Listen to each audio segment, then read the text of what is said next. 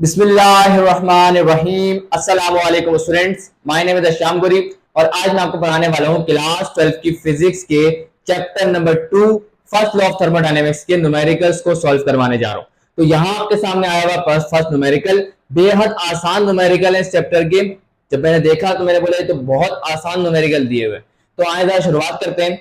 इसमें लिखा हुआ a gas undergoes isothermal expansion. ये वर्ड अगर आपने चैप्टर पढ़ लिया है तो इस वर्ड को आपने जरूर सुना होगा। आइसोथर्मल एक्सपेंशन का मतलब होता है, आइसो मींस सेम, थर्म मतलब हीट, लेकिन यहां आइसोथर्मल का मतलब होता है कांस्टेंट टेम्परेचर। तो यहां एक्सपेंशन हो रही है गैस की कांस्टेंट टेम्परेचर के ऊपर। तो एट अ कांस्टेंट टेम्परेचर वो कितना दिया हुआ, दैट इज 300 केल्विन। हमने कैपिटल टी लिखा, 300 केल्विन। बोला अगर तो ये गैस एब्जॉर्ब कर रही है 500 जूल की एनर्जी। एक बात अपने ध्यान में क्लियर कर लें, अगर तो गैस हीट एब्जॉर्ब करेगी तो पॉजिटिव होगी, और अगर हीट रिलीज करेगी तो याद रखिएगा वो नेगेटिव कंसीडर करेंगे। तो यहां पे हीट एब्जॉर्ब हुई है जिस वजह से मैंने हीट को पॉजिटिव लिखा है, लेकिन अगर हीट रिलीज हुई होती तो मैं उसे नेगेटिव लिखता। ये है साइन कन्वेंशन, याद रखिएगा। आगे लिखा हुआ है ड्यूरिंग दिस प्रोसेस, जो भी calculate the work done by the gas. क्योंकि इस पूरे प्रोसेस में पिस्टन तो ऊपर नीचे मूव किया ना, और उसने बताया कौन सी एक्सपेंशन, इसका मतलब पिस्टन ऊपर की तरफ गया, तो कुछ ना कुछ वर्क हुआ, तो वर्क हमें कैलकुलेट करना है। अब सवाल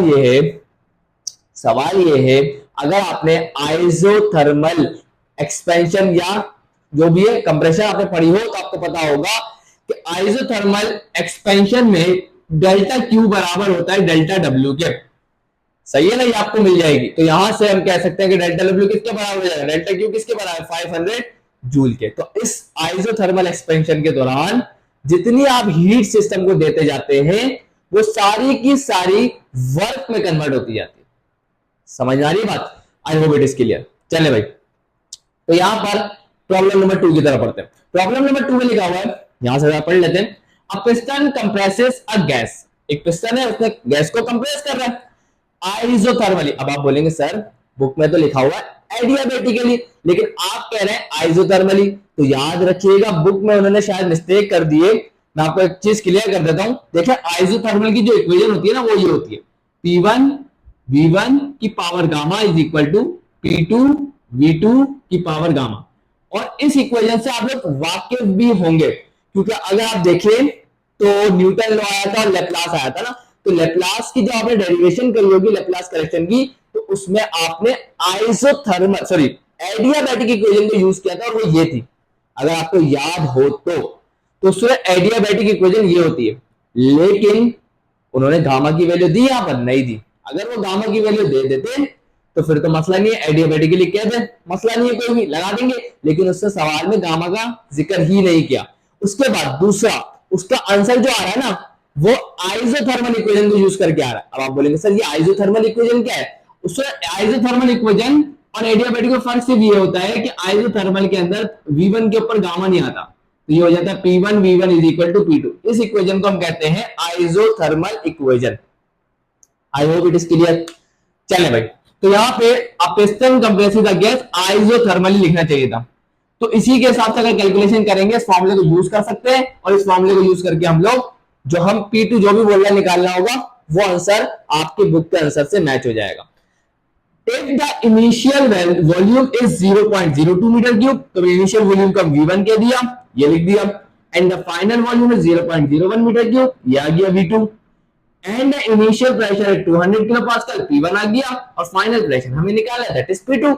याद रखिएगा स्टूडेंट, दोनों का यूनिट V1 और V2 दोनों का यूनिट क्या है, सेम है। और अगर डिफरेंट होता तो आपको करना क्या होता है, इन दोनों को ऐसा यूनिट में कर लेते, बस खत्म हो गई कहानी। तो दोनों सेम यूनिट है, कोई टेंशन वाली बात नहीं। इसका यूनिट P1 का किलो पास्कल है। अब जो हम P2 कैलकुलेट करेंगे वो भी किस में आएगा, वो भी किलो पास्कल में ही आएगा। अगर ये पास्कल में होता P1 तो P2 भी पास्कल में ही आता। क्लियर है? तो कन्वर्जन करने की जरूरत नहीं है। Kilo pascal P1 kilo pascal में तो P2 भी किलो पास्कल में आएगा। तो आए फटाफट इसको स्टार्ट करते हैं। तो आइसोथर्मल की जो इक्वेशन है, आइसोथर्मल कंप्रेशन की इक्वेशन क्या होती है, दैट इज अभी मैंने आपको बताया क्या होगी, that will be P1 P1 is equal to what, P2 V2। हमें क्या निकालना है, आप बोलेंगे सर हमें निकालना है फाइनल प्रेशर मतलब P2। तो P2 यहां पर रहने दें, V2 मल्टीप्लाई हो रहा है, यहाँ के क्या हो जाएगा डिवाइड, तो P2 बराबर आ जाएगा किसके, P1 V1 divided by V2। ऐसा ही है, आप बोलेंगे सर बिल्कुल। तो यहां से जरा P2 को जरा कैलकुलेट करें, तो P1 हमें दिया हुआ 200 किलो पास्कल एंड V1 हमें दिया हुआ 0.02 डिवाइडेड बाय V2 हमें दिया हुआ दैट इज 0.01। तो यहां से हमारे पास P2 क्या निकल के आ जाएगा, तो जरा देख लेते हैं, कैलकुलेटर उठाएं और फ्रैक्शन ले लें, लिखे 200 multiply by 0.02 and divided by 0.01, तो आंसर आ जाएगा 400। और 400 क्या, तो 400 लिखेंगे हम किलो पास्कल, क्योंकि प्रेशर का P1 का यूनिट क्या था, किलो पास्कल, तो P2 का यूनिट भी क्या आएगा, that will also kilo pascal. और यहां जाके ये प्रॉब्लम नंबर 2 भी स्टूडेंट कंप्लीट हो गया। देख लूं कि आपको नजर आ रहा है कि नहीं आ रहा, उसके बाद हम प्रॉब्लम नंबर 3 करते हैं। सो यहां स्टूडेंट्स आपके सामने आ चुका है प्रॉब्लम नंबर 3। ये भी बड़ा इंटरेस्टिंग प्रॉब्लम है, लेकिन गलतियां बहुत की हुई है। चलें आइए देखते हैं। A system undergoes an isobaric process.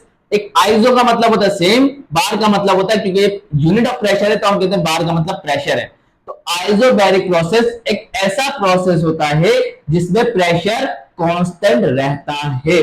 याद रखिएगा, इन्होंने लिख भी दिया है, जहां पर प्रेशर कांस्टेंट रहता है एट है 150 किलो पास्कल। तो याद रखिएगा, अगर आप चाहते हैं कि आपका जो आंसर है वो बुक वाला ही आए, तो याद रखिएगा इसको 150 किलो पास्कल के बजाय आपको करना पड़ेगा 15 किलो पास्कल, तभी आपका आंसर क्या आएगा, बुक वाला आएगा। तो बड़ी गलतियां की हुई है उन्होंने, तो यहां पे ये होगा 15 किलो पास्कल। आगे बढ़ते हैं। If the volume increases from this volume to this volume, तो ये हमारा इनिशियल वॉल्यूम V1, ये हमारा final volume that is V2। अब वो मांग क्या रहा है, calculate the heat added to the system. Heat added का मतलब है heat change in heat positive होगा, और अगर हीट रिलीज होती तो चेंज इन हीट नेगेटिव होता। तो यहां पे हमें जो आंसर मिलेगा वो पॉजिटिव ही मिलेगा। The change in internal energy is 150 joule. अब आप बोलेंगे सर ये लाइन तो बुक में नहीं है, वो लिखना भूल गया स्टूडेंट। समझ में आ रही है बात, वो लिखना भूल गए, आपको ये लाइन लिखनी पड़ेगी। अगर ये वैल्यू नहीं रखेंगे आंसर कभी भी सेम नहीं आएगा। क्लियर, और ये लाइन तो लिखनी ही पड़ेगी, बिना इस लाइन के तो ये न्यूमेरिकल सॉल्व ही नहीं हो सकता। चले भाई, तो यहाँ पे सबसे पहले आप काम क्या करेंगे, चले मैं आपको बता दूं, ये जो 150 है तो इसको तो 0 हटा दिया, तो यहां से चले भाई, तो 15 किलो पास्कल है, और आपको पता है किलो क्या होता है, ऐसा यूनिट ऑफ प्रेशर क्या होता है, पास्कल, और यहां क्या लिखा हुआ, किलो पास्कल, और किलो क्या है, एक प्रीफिक्स, तो प्रीफिक्स को हटाएंगे, उसकी वैल्यू से मल्टीप्लाई। किलो की वैल्यू होती है एक्सपोनेंट 3, मैंने उससे मल्टीप्लाई कर दिया, तो ये कन्वर्ट हो गया पास्कल में। अब आप देखें किसका जिक्र आया, आइसोबैरिक प्रोसेस का, तो यूज करेंगे ना isobaric process. Isobaric process first law की एप्लीकेशन है, और उसके लिए एक फॉर्मूला भी ड्राइव किया था, तो हमने लिखा हुआ है by using first law of thermodynamics in isobaric process. तो आइसोबैरिक प्रोसेस में जो इक्वेशन हमने बनाई थी दैट वाज, मतलब आपने बनाई होगी, that is delta Q is equal to delta U plus का P डेल्टा V, अगर आपको याद हो तो। सही है ना। चले भाई, हमें क्या निकालना है, डेल्टा Q, तो निकाल लेते हैं भाई, कोई मतलब वाली बात नहीं। डेल्टा U कितना है, 150 जूल, ये आ गया जूल। चले भाई, प्लस का P कितना है, दैट इज 15 एक्सपोनेंट 3, ये आ गया 15 एक्सपोनेंट 3। या तो फिर आपका अगर मसला हो रहा है 15 एक्सपोनेंट 3 लिखने में, तो आप 15,000 लिख दें, एक ही बात होगी। चले भाई, ब्रैकेट डेल्टा V का मतलब होता है V2 माइनस का V1, तो V2 कितना है, दैट इज 0.08 माइनस का V1 कितना है, दैट इज 0.05। चले भाई, तो इसको जरा कैलकुलेट कर लेते हैं, तो जरा देखते हैं कितनी वैल्यू आएगी। तो भाई कैलकुलेटर उठाएं और लिखेंगे तो आपको वैल्यू मिलेगी दैट इज 600 जूल। तो ये हमारे पास वैल्यू आ रही है 600 जूल, जूल ही आएगी, सही है ना। चले भाई, तो यहां जाके स्टूडेंट ये वाला न्यूमेरिकल अगर जैसे मैं आपको बताया था कि हीट हमें देनी है तो पॉजिटिव होगी, और यहां जाके हमने 3 प्रॉब्लम को सॉल्व कर लिया। आए जरा नेक्स्ट प्रॉब्लम की तरफ। सो यहां स्टूडेंट्स आपके सामने आ चुका है प्रॉब्लम 4 और प्रॉब्लम 5। ये भी बेहद आसान प्रॉब्लम है, जल्दी से देखिएगा। लिखा हुआ है during an isochoric process. Student isochoric process एक ऐसा प्रोसेस होता है जिसमें वॉल्यूम चेंज नहीं होता, वॉल्यूम कांस्टेंट रहता है। तो बता रहा है कि the internal energy of a gas increases by 300 joule. तो चेंज इन इंटरनल एनर्जी वो हमें दे रहा है 300 जूल, और इंक्रीज हो रही है तो positive. If no work is done, क्योंकि आपको पता है स्टूडेंट आइसोकोरिक प्रोसेस के अंदर वॉल्यूम चेंज नहीं होता, जिस वजह से वर्क डन ही नहीं होता। क्लियर है? तो वर्क डन, जो change in work done that is zero. वैसे अगर आप देखेंगे तो वर्क के साथ कभी भी डेल्टा का इस्तेमाल नहीं किया जाता। क्यों? और हीट के साथ भी डेल्टा का इस्तेमाल नहीं किया जाता, क्योंकि work and heat our path function. याद रखिएगा, पाथ फंक्शन के साथ डेल्टा नहीं लगाया जाता, लेकिन आपकी बुकों में लगा रहे हैं तो हम भी लगा देते हैं, कोई मसले वाली बात नहीं। तो यहां पर हमें क्या मालूम करना है? Determine the heat added to the system. हीट कितनी दी गई है सिस्टम में, हीट कितनी दी गई, तो पॉजिटिव होगी, तो डेल्टा क्यू हमें निकालना है। अब आपको पता है आइसोकोरिक प्रोसेस में वर्क डन तो होता ही नहीं है, तो डेल्टा क्यू किसके बराबर आ जाएगा? डेल्टा यू के।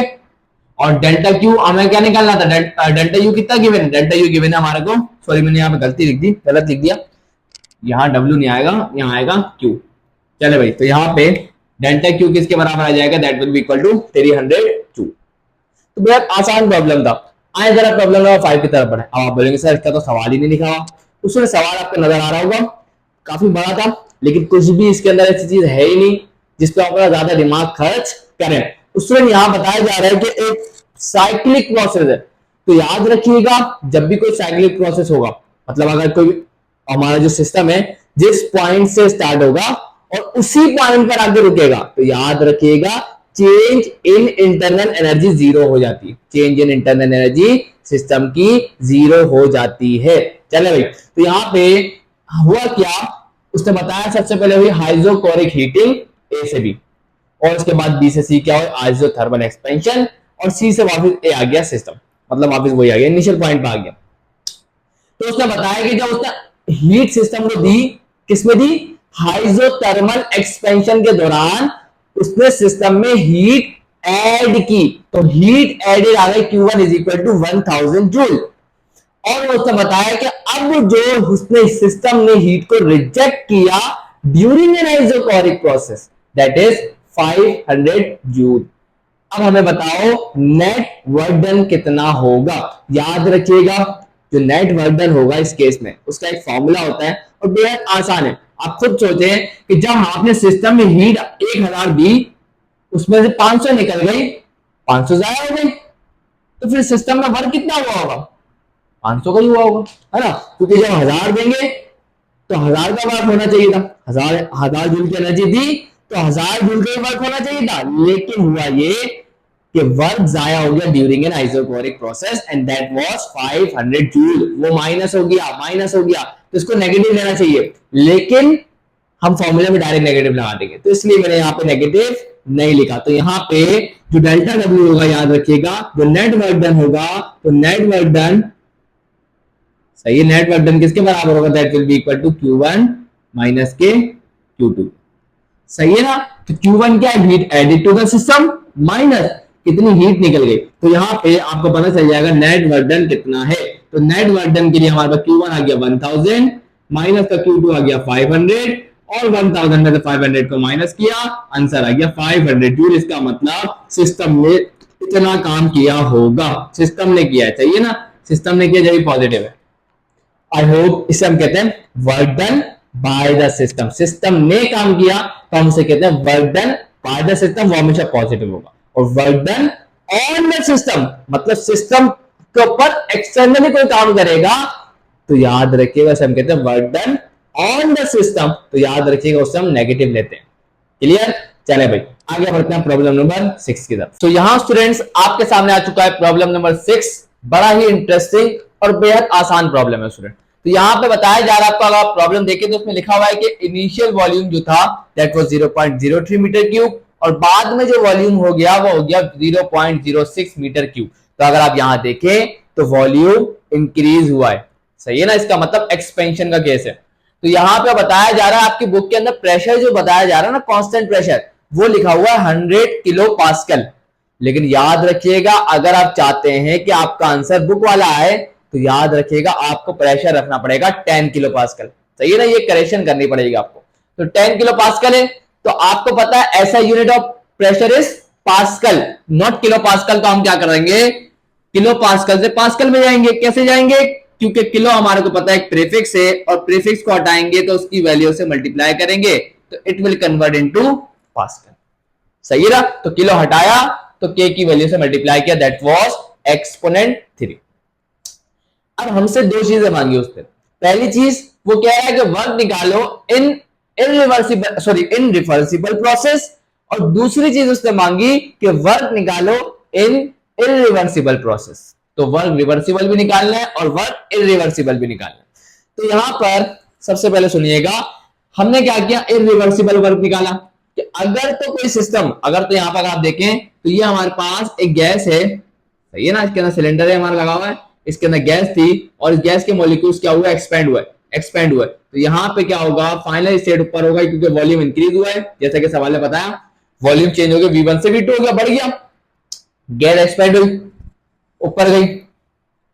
तो यहां पे अभी ऊपर जाते जाते अब हम ये नहीं कहेंगे कि वापस रिवर्स भी हो सकती है, वापस रिवर्स भी हो सकती है। तो हम सिर्फ वो वर्क निकाल रहे हैं जो इरिवर्सिबल के केस में होगा। इसका मतलब सिस्टम यहां से यहां पहुंच जाएगा, बस वापस आने का कोई ख्याल दिमाग में नहीं होना चाहिए, सिर्फ जाने वाला वर्क, रिवर्स नहीं होगा वर्क। तो ये वाला वर्क, सिर्फ जाने वाला वर्क हमें निकालना है कि अगर जो वर्क यहां से यहां ले जाने में पिस्टन को लगा, वो वर्क कहलाएगा W इरिवर्सिबल, मतलब रिवर्स नहीं हुआ। और उसको कैलकुलेट कैसे करेंगे, उसको कैलकुलेट करने के लिए फॉर्मूला होता है P डेल्टा V। आप बोलेंगे सर W के साथ डेल्टा क्यों नहीं लगा रहे, तो याद रखिएगा W is a path function, सही है, heat is a path function. तो याद रखिएगा पाथ फंक्शन के साथ कभी भी डेल्टा नहीं लगाते। अगर आपकी बुक वाले लगा रहे हैं तो लगाने थे भाई, क्या कर सकते हैं, लेकिन आपको बता दूं कि पाथ फंक्शन के साथ कभी भी डेल्टा नहीं लगाया जाता। तो पाथ फंक्शन हमारा वर्क भी होता है, पाथ फंक्शन हमारा हीट भी होता है, तो इन दोनों के साथ ही डेल्टा नहीं लगता। चले भाई, तो यहां पे प्रेशर हमारे को कांस्टेंट दिया हुआ था, that was 10 exponent 3। Delta we का क्या मतलब होता है, final volume minus initial volume. V2 हमें दिया हुआ था 0.06 माइनस V1 हमें दिया हुआ था 0.03। और आप इसको कैलकुलेटर में डालेंगे तो वैल्यू मिलेगी व्हाट, 300 जूल, 300 जूल में मिलेगी। क्लियर है। और यहां जाके स्टूडेंट हम लोगों ने पहला पार्ट वर्क डन निकाल लिया इन इरिवर्सिबल प्रोसेस।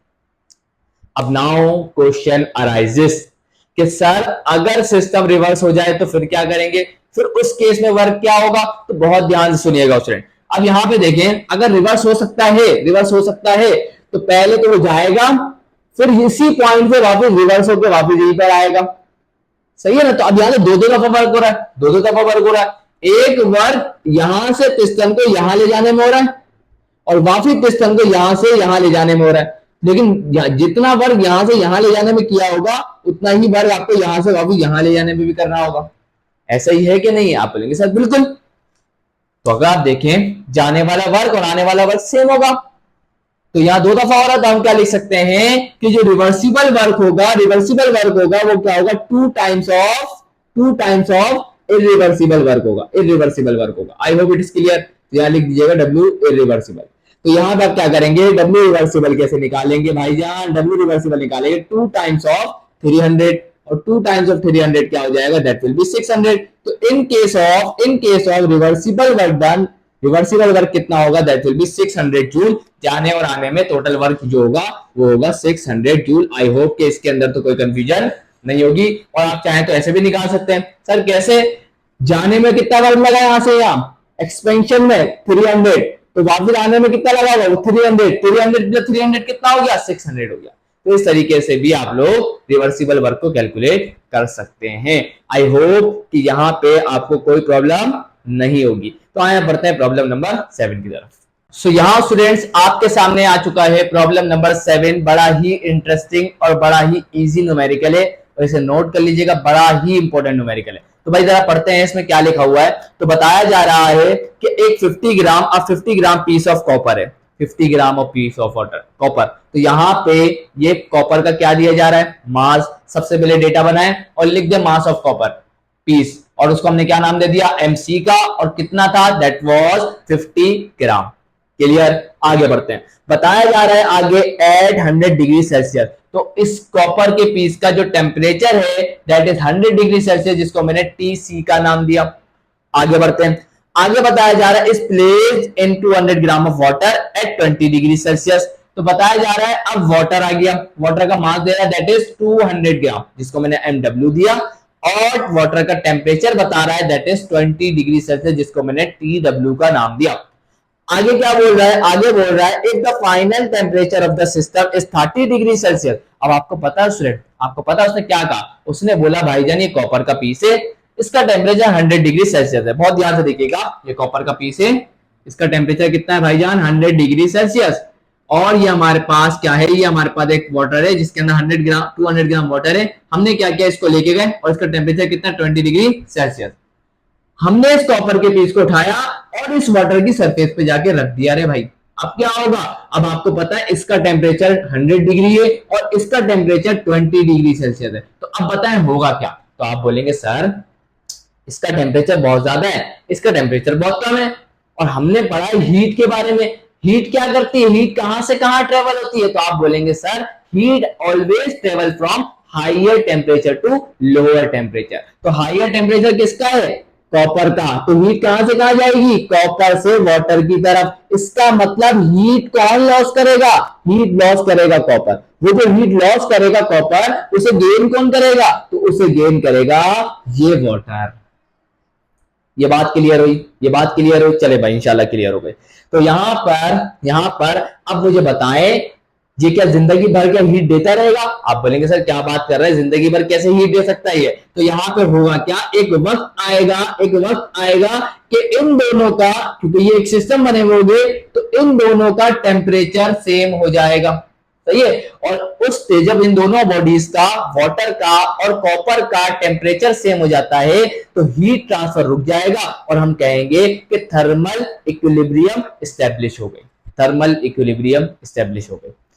समझ आई बात। तो व्हाट इज थर्मल इक्विलिब्रियम, तो थर्मल इक्विलिब्रियम क्या होता है, एक ऐसा पॉइंट होता है जहां पे दोनों ऑब्जेक्ट जो रखे जाते हैं करीब, उनका टेम्परेचर सेम हो जाता है, तो हम कहते हैं थर्मल इक्विलिब्रियम एस्टेब्लिश हो गई।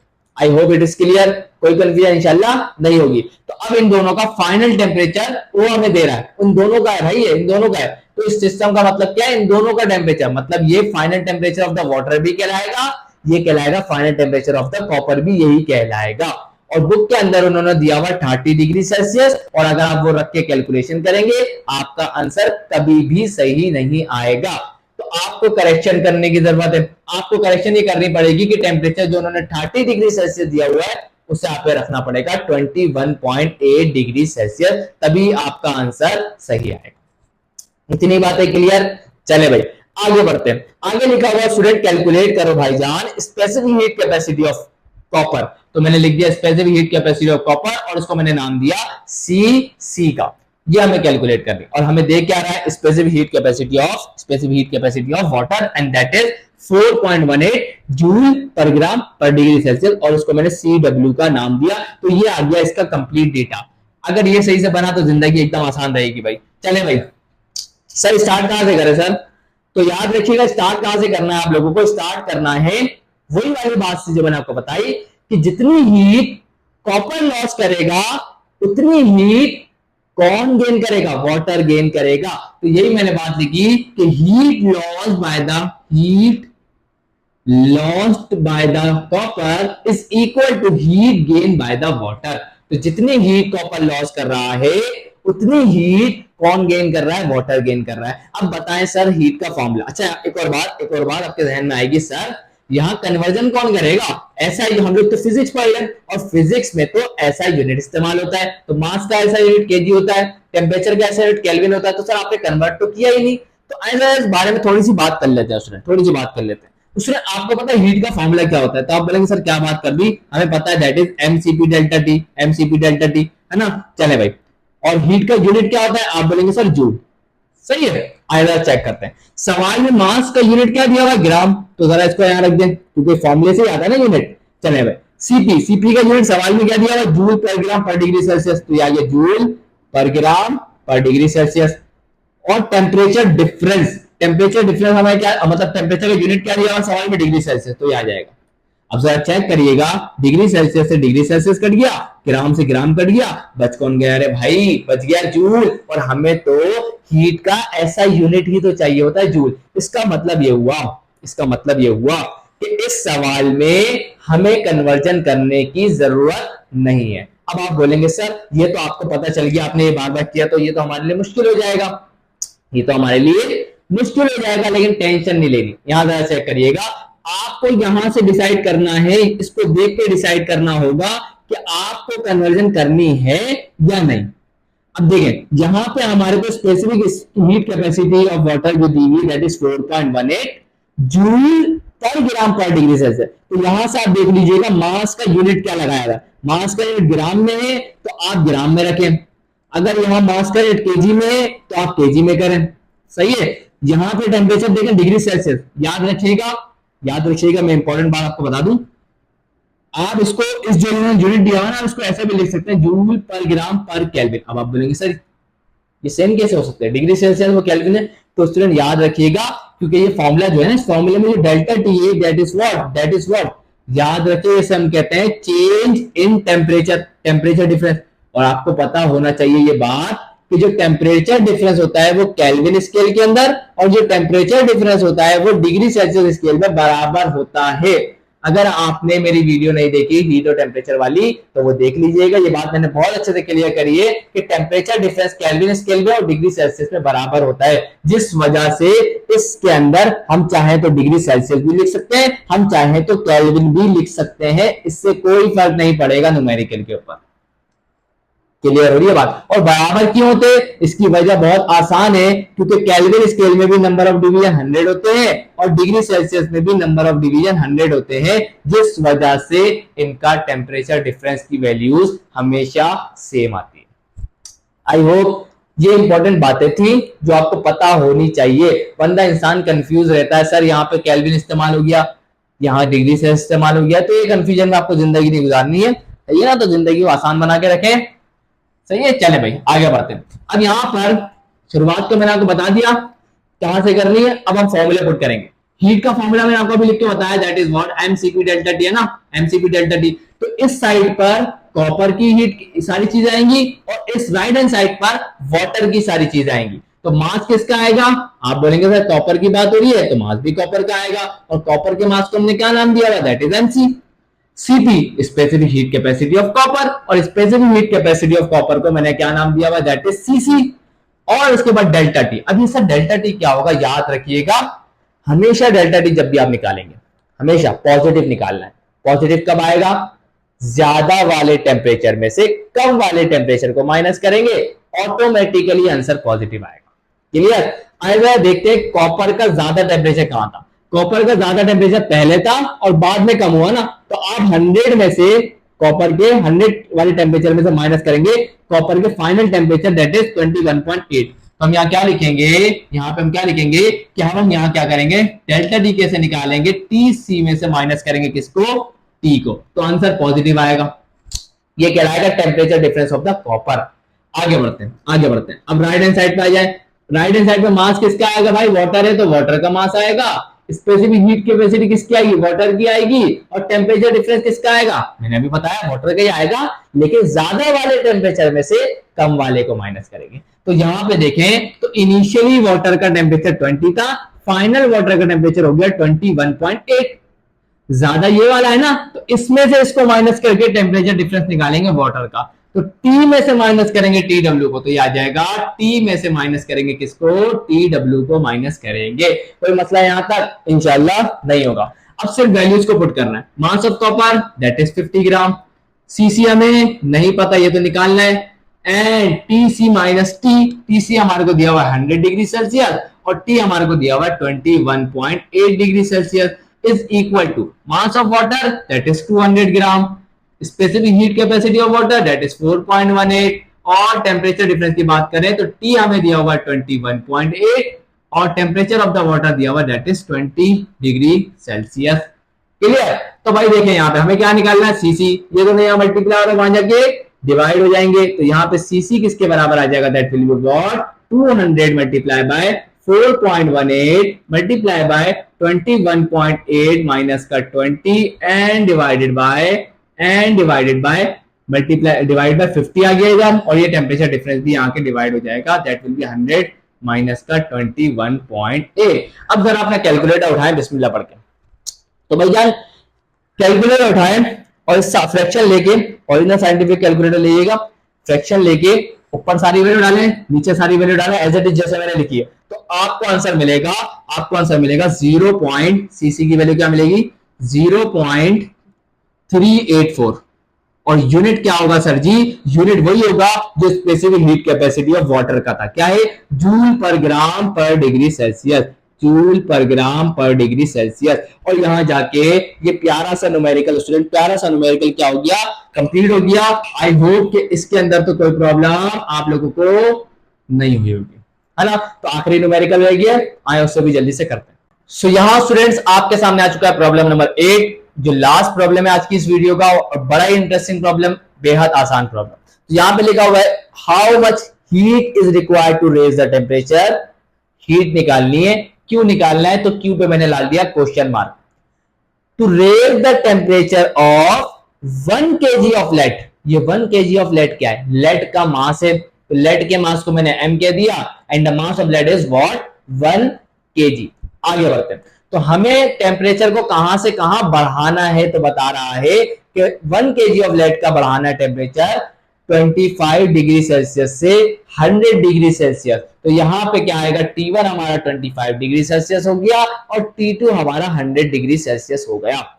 अब मांग और बता क्या रहा है, specific heat capacity of lead जो है, specific heat capacity of lead जो है, जिसको मैंने Cl का नाम दिया, that is 0.128 joule per gram पर डिग्री सेल्सियस। अब मैंने आपको बताया अभी थोड़ी देर पहले कि आपको अपने यूनिट जो रखने ना, वो इसको देख के रखने। तो यहां देखो मास का यूनिट क्या रखा हुआ है भाईजान, ग्राम, और हमारे को किसमें दिया हुआ है, केजी, तो यूनिट सेम करना पड़ेगा, ग्राम में है तो इसको भी क्या करना पड़ेगा, ग्राम में करना पड़ेगा। ये तो डिग्री सेल्सियस है तो ये तो सही है, इसको कन्वर्ट करने की जरूरत नहीं है। और हम एक बात जानते हैं, 1 kg में कितने ग्राम होते हैं भाई, 1000 ग्राम होते हैं। बस जिंदगी आसान, फॉर्मूला भी बताया था, Q is equal to mcp delta T. तो यहां पे हमें Q निकालना है, तो प्यार से Q निकालेंगे, मास किसका आएगा, मास ऑफ लेड आएगा, एंड दैट इज 1000 ग्राम।